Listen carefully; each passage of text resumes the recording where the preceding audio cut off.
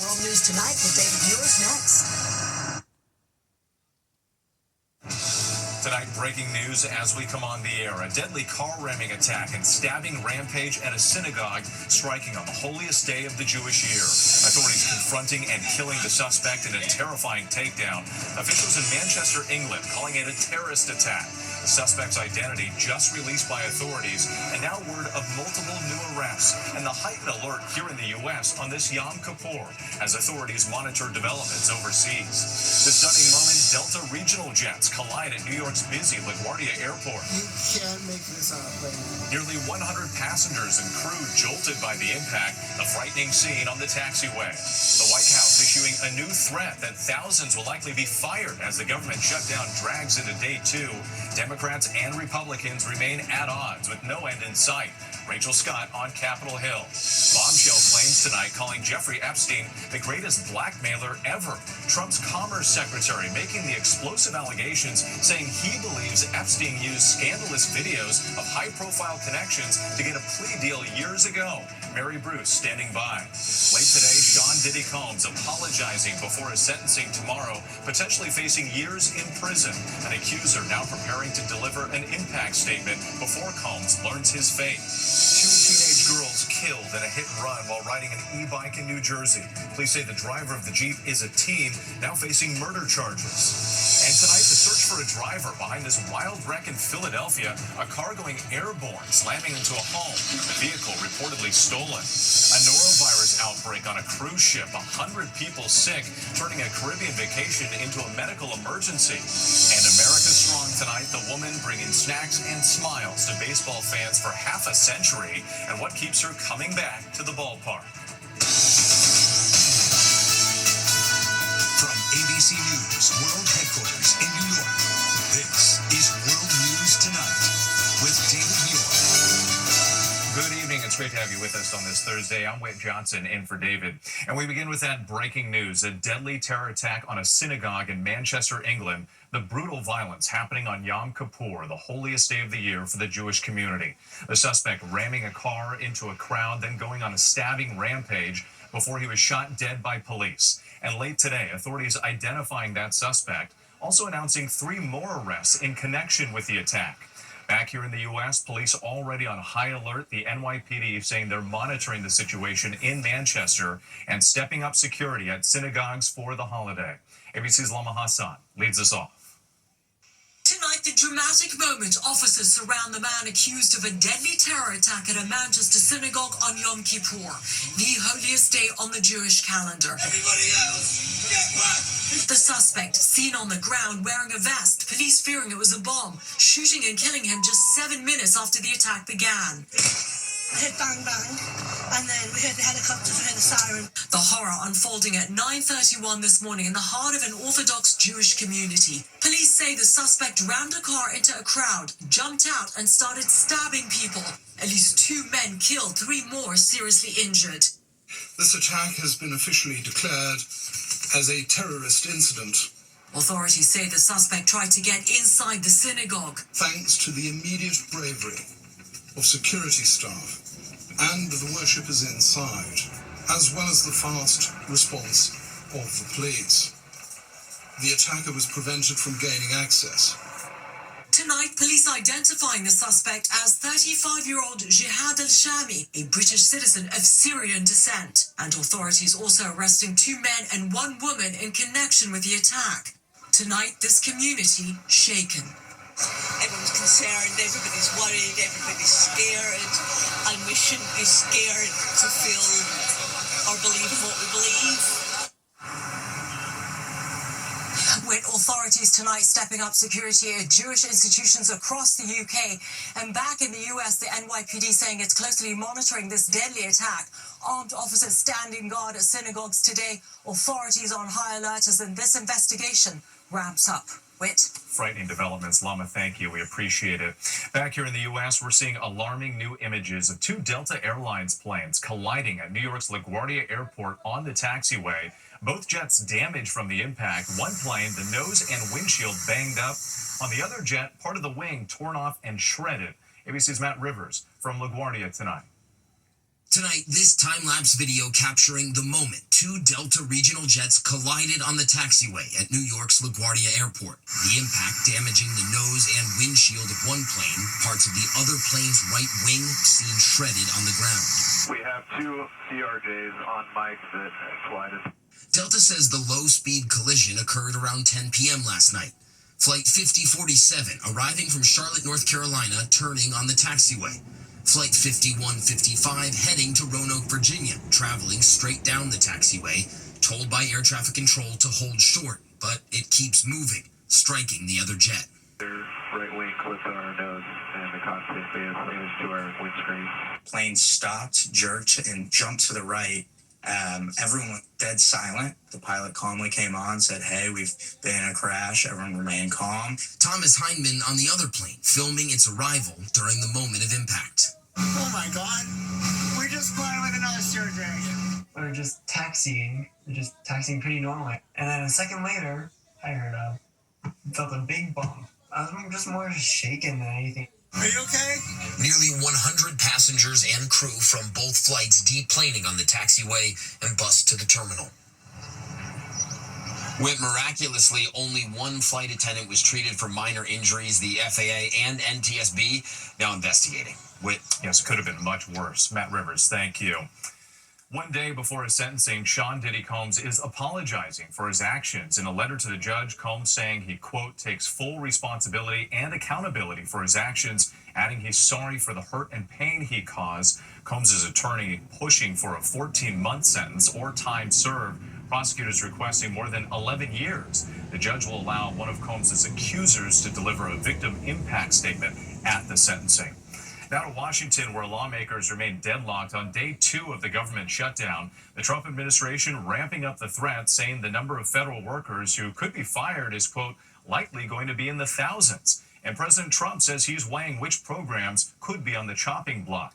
The funding stalemate dragging on as millions wonder when they'll see their next paycheck. ABC's senior political correspondent Rachel Scott is on Capitol Hill tonight. Tonight, with the government shutdown now in its second day, President Trump says he's meeting with his budget director to decide which government programs he can eliminate, calling this moment a, quote, unprecedented opportunity. I'm allowed to cut things that should have never been approved in the first place, and I will probably do that. The White House saying prepare for mass firings of government workers. Hundreds, or talking thousands. Look, it's likely going to be in the thousands. Negotiations with Democrats at a standstill. People say, why aren't you negotiating with Schumer and Jeffries? Because I quite literally have nothing to negotiate. Democrats refuse to accept that. The White House is now threatening to fire thousands of federal employees. Is that a risk that you're willing to take by putting up this fight, and for how long? The Trump administration has been firing thousands of federal employees outside of the context of a government shutdown since January 20th. Literally, they've been engaging in mass firings. The Trump administration.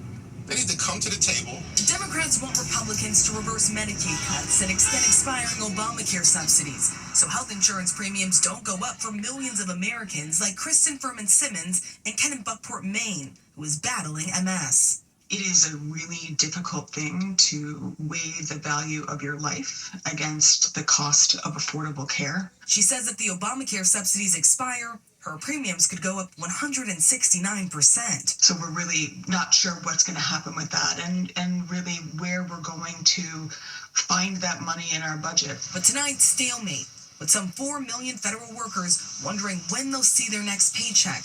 Many worrying they won't even have a job to go back to when this shutdown ends.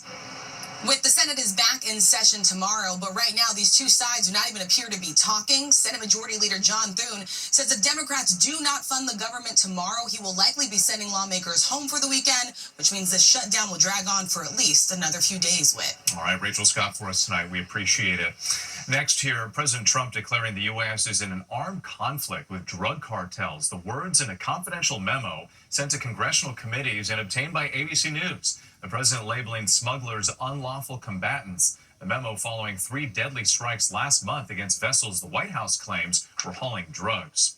Turning now to the explosive claims from President Trump's Secretary of Commerce, saying in an interview that Jeffrey Epstein was the greatest blackmailer ever. And he believes Epstein was leveraging videos of high-profile associates to get a lighter plea deal in a 2008 criminal case. Here's ABC's chief White House correspondent, Mary Bruce. For months, the FBI has insisted sex offender Jeffrey Epstein never supplied women or girls to any of his high-profile friends and acquaintances. But tonight, Commerce Secretary Howard Lutnick, a close friend of President Trump's, tells the New York Post he believes that some of those bold-faced names not only knew about Epstein's behavior, they also participated. Lutnick, who used to be Epstein's next-door neighbor, describing his first and only visit to Epstein's mansion. I say to him, massage table in the middle of your house? How often do you have a massage? And he says, every day. And then he gets weirdly close to me. And he says, and the right kind of massage. Lutnick was asked if Epstein's celebrity friends knew what was happening. Did they see it and ignore it? Or no, they participated. Right. That's what his MO was, get a massage, get a massage. And what happened in that massage room, I assume, was on video. This guy was the greatest blackmailer ever.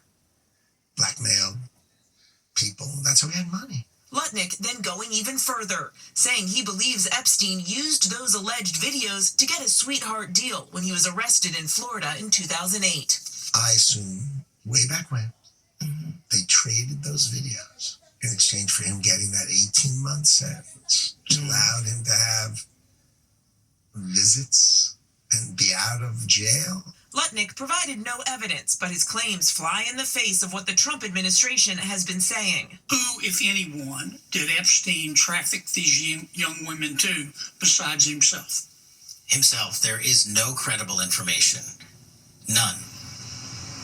Now, President Trump himself was friends with Epstein for 10 years before they had a falling out. Tonight, we've been asking the White House and the Justice Department about the Commerce Secretary's comments, but so far, no response. Whit. All right, Mary Bruce at the White House, thank you.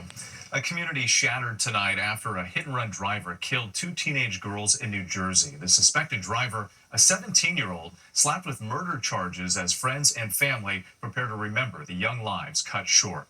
Here's ABC's Rhiannon Alley. Tonight, authorities say this fatal hit-and-run crash that left two teenagers dead in Cranford, New Jersey, was murder. These were the type of girls that befriended my daughter, and they were always so kind. Police seen here arresting a 17-year-old suspect, later charging him with 2 counts of first-degree murder for the deaths of Maria Neotes and Isabella Salas. I think the whole community really joined together and, provided whatever evidence that the police needed. Prosecutors say the 17-year-old girls, who were best friends, were struck by an SUV late Monday afternoon as they rode an e-bike down a residential street.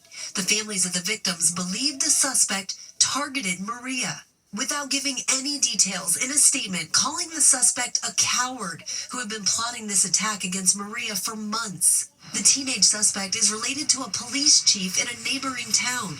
That chief, also a neighbor of Isabella's, saying in a statement, "I do unequivocally condemn the actions of the accused, and like you, I demand that he face the consequences of his alleged actions in a court of law." When prosecutors have not released any information on a possible motive, they also have not ruled out charging that suspect as an adult, saying they are leaving all legal options on the table for prosecution. Whit. An awful case all around. Rhiannon, thanks for your reporting. Now to the ex-superintendent of Des Moines Public Schools, already facing deportation and now a host of charges after getting detained by ICE. The school board saying tonight they are a victim of deception as their former colleagues' background and education come into question. Here's ABC's Alex Perez.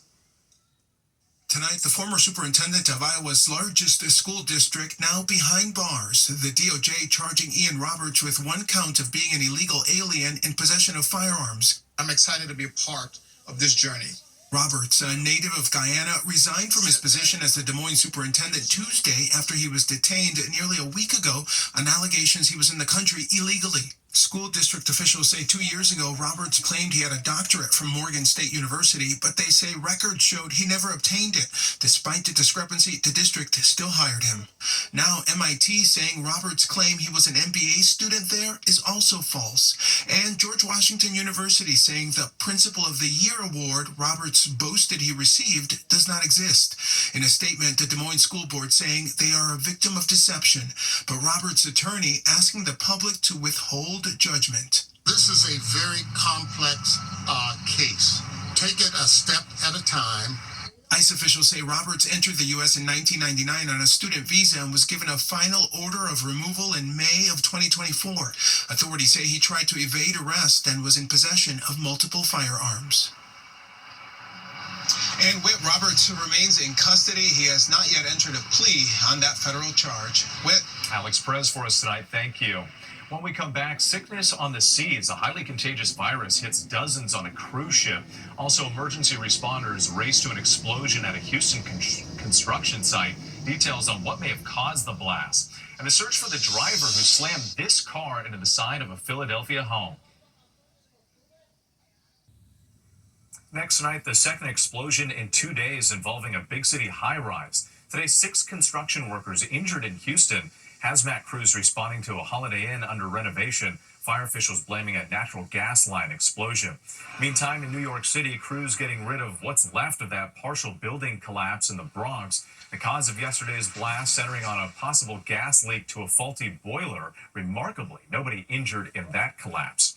Authorities are searching for a driver following a spectacular crash. This Honda wedged into the side of a Philadelphia home.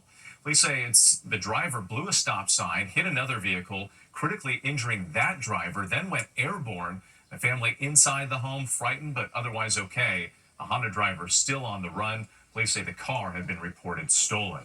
When we come back, passengers and crew on board a cruise ship hit with a contagious virus, and the wait is nearly over for millions of Swifties. Next tonight, health officials say a norovirus outbreak on board a Royal Caribbean cruise ship has sickened nearly 100 people. The Serenade of the Seas is now docked in Miami. The ship set sail from San Diego in mid-September. This is the 19th norovirus outbreak on a cruise ship this year. That's the highest number of outbreaks in a year since 2007. Norovirus is a highly contagious gastrointestinal virus. Well, the countdown is on for Swifties. Taylor Swift's The Life of a Showgirl drops tonight at midnight, the global superstar's 12th studio album. For those who want a head start, Spotify dropped more lyrics from the album ahead of its release. Swift revealed her new album in August on her fiancé Travis Kelce's podcast. Still ahead, America Strong, a Philadelphia treasure at the ballpark, will introduce you to the so-called peanut purveyor. Finally tonight, delivering peanuts and joy, the woman who's been a staple at Phillies games for 5 decades, America Strong. Peanuts! While October baseball always brings something new and exciting, How are you? some things never change. Cheryl Spielvogel has been selling peanuts at Philadelphia Phillies games for 50 years. You know, I'm no spring chicken. I do get tired going up those 40 rows, but it's in my blood. I can't give it up. Thank you so much. That first night, I didn't know what I was doing. I went down the steps, just holding my arm up. I didn't sell anything. And one of the other older vendors said to me, you know, you got to shout. You got to tell them you're coming. And for all those decades since, she's done just that. Peanuts! When I started, they were 40 cents. Submersing herself in this great American pastime. And I go all the way down, and I go all the way back up. No half measures. And building bonds with her grateful fans. Peanuts! And I have people say to me, you know, I brought my son down here when he was 3 years old, and now he's 45, you know? Where are you? Sit down. Let me say hello to you for a minute. Same people every night, or, you know, the season ticket holders, up and down, you know? I know that guy, too. I've been coming down here for about 30 years, and I specifically look for Cheryl, and I always buy a bag of peanuts from her. I can't quit here. Peanuts! It's part of me now, 50 years. Tell me this isn't the best job in the world. I will do this till I can't do it anymore. With my cane on steps, I have no intention of not being here. Peanuts! going. We know the fans love it too. Thanks so much for watching tonight. I'm Wade Johnson in New York. Have a great night.